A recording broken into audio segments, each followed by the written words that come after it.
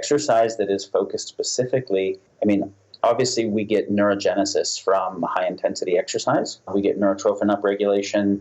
The circulatory effect is important, etc. But new skill acquisition is huge for neurogenesis, more than anything else. And new skill acquisition in the form of learning new languages, learning new musical instruments. But it seems right now that learning new motor functions, sensory coordination motor functions, has the deepest evolutionary biology on creating new neural pathways. And so the key is whenever you try and do some new activity, like say you're going to slackline or you're going to whatever that requires a balance or coordination you just don't have, and it seems almost impossible.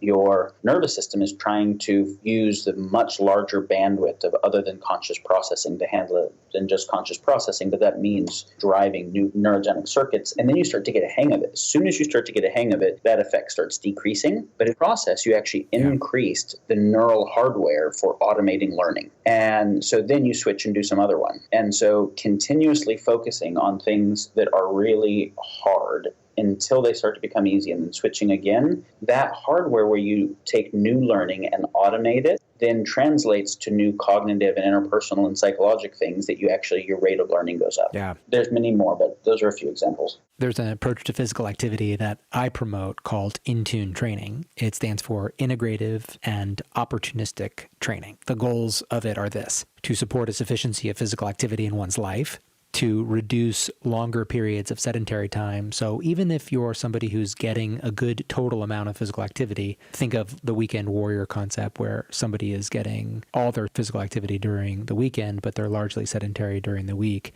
Intune helps you fit smaller bursts of physical activity into your days, which makes it easier to make it more regular. One of the objectives of the program is to optimize mental performance, and it does it in several ways. First, there are brain benefits to regular physical activity. Second, there are acute benefits to getting physical activity within your day, especially when you're active, your activity isn't too intense. And third, since it instructs you to do some but not a lot of physical activity day by day, you're left with a good energetic reserve. And what I found is that when I do work out in this manner, I wake up with a lot of energy every single day. So that is validating to the concept. And then lastly, I also dance during the day. So I try to mix in more complex movement patterns aside from just squats and push-ups. And this sort of whole body coordination supports cognitive strength.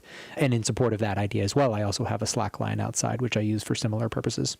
I think there are specific insights that can teach people what is optimum more, like what we just talked about with the benefit of dance or slackline or balance or whatever. But everyone knows quite a bit that they don't fully apply already with regard to things like sleep and exercise and lifestyle. And it's one of the things I'm most excited about with your human operating system as you continue is all of the kind of behavioral support dynamics you're building in so that people can actually start getting traction. So yeah, I'm delighted to see that.